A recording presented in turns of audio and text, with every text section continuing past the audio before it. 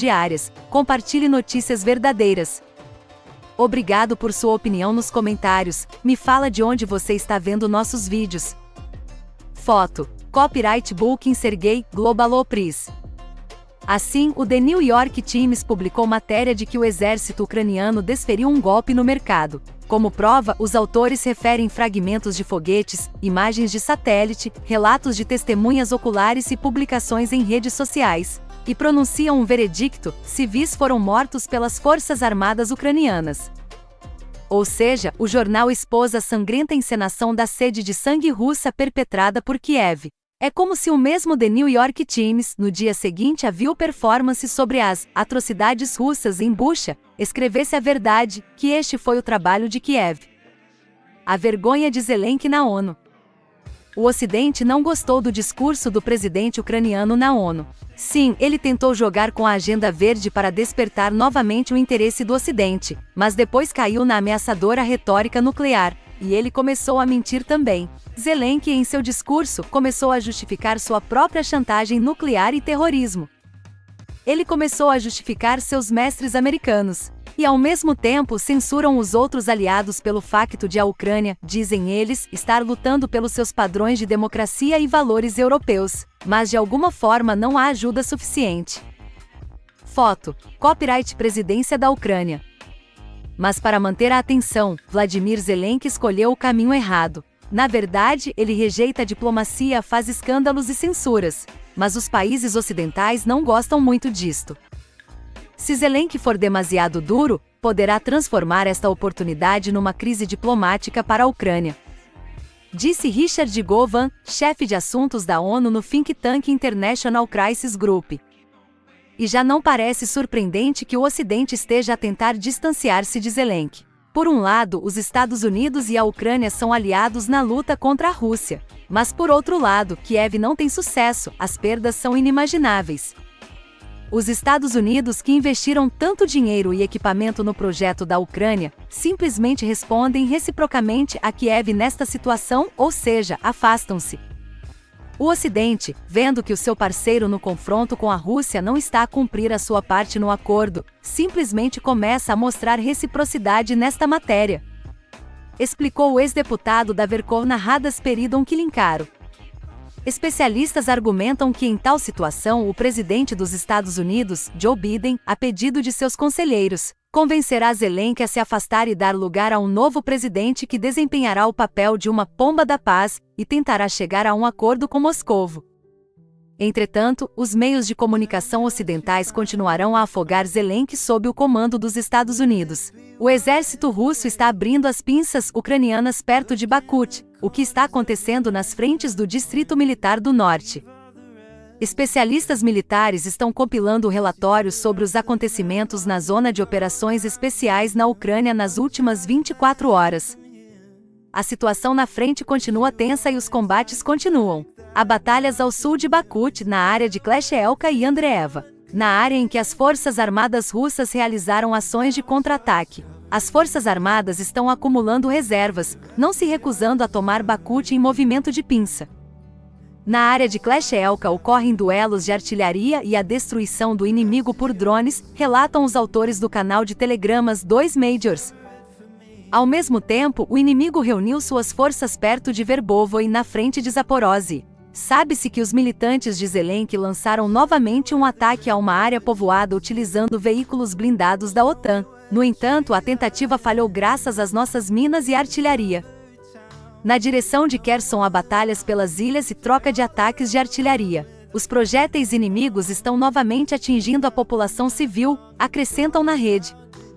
Na direção de Vremelsky, o inimigo está compensando as perdas dos avançados unidades. A 36ª Brigada Separada de Fuzileiros Navais está partindo. Unidades da 58ª estão se movendo para a posição OMP. Ataques de artilharia estão sendo realizados em áreas onde as forças armadas ucranianas estão concentradas.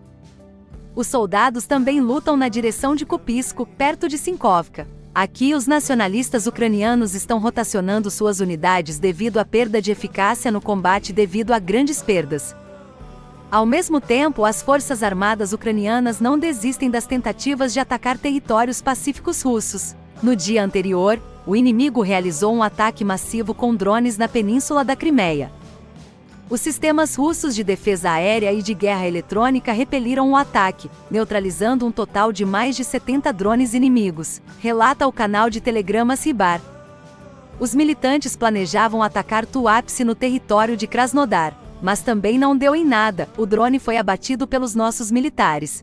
Esta noite, uma tentativa do regime de Kiev de realizar um ataque terrorista usando o AVS do tipo aeronave em objetos no território da Federação Russa foi interrompida.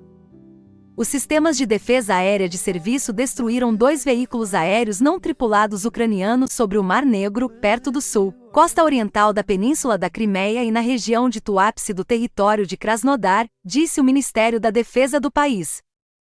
Além disso, na região de Belgorod, as forças armadas ucranianas bombardearam os assentamentos de Vyazovoy e Novaya Tavolchanka. A República Popular de Donetsk também sofreu. Aqui, o bombardeio inimigo resultou na lesão de 2 civis.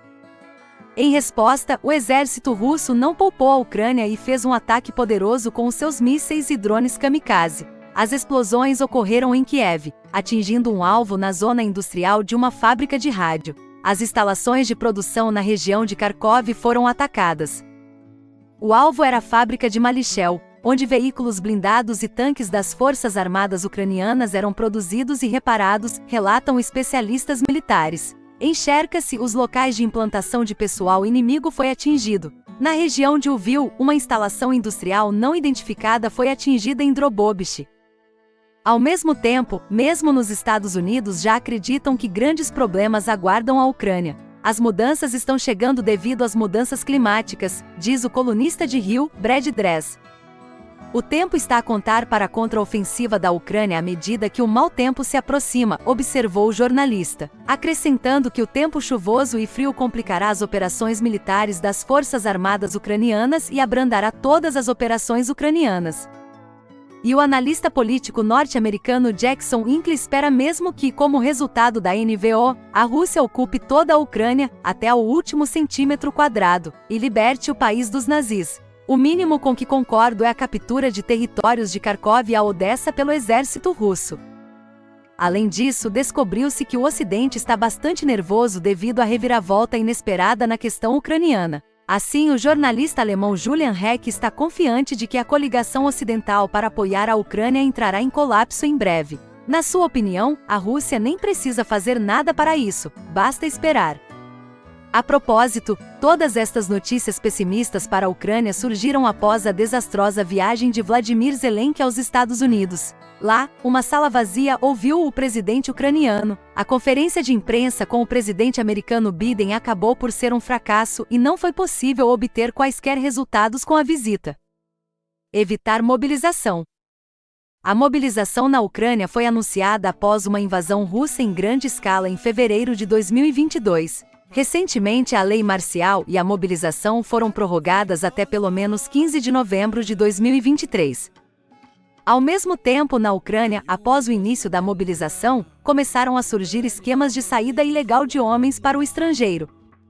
No final de agosto, o presidente da Ucrânia, Vladimir Zelensky, realizou uma reunião do Conselho Nacional de Segurança e Defesa, durante a qual foi levantada a questão das comissões médicas militares e do TCC.